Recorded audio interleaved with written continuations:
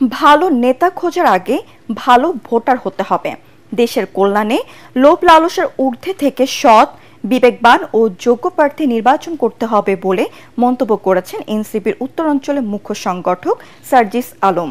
দুপুরে দিনাজপুরে বিরলে দলীয় পথসভায় এসব কথা বলেন তিনি। শেখ হাসিনার চেয়ে বড় চাঁদাবাজ আর কেউ ছিল না উল্লেখ করে তিনি বলেন, যত ক্ষমতাধর হোক না কেন, যেখানে চাঁদাবাজি হবে সেখানে তাদের প্রতিহত করতে হবে।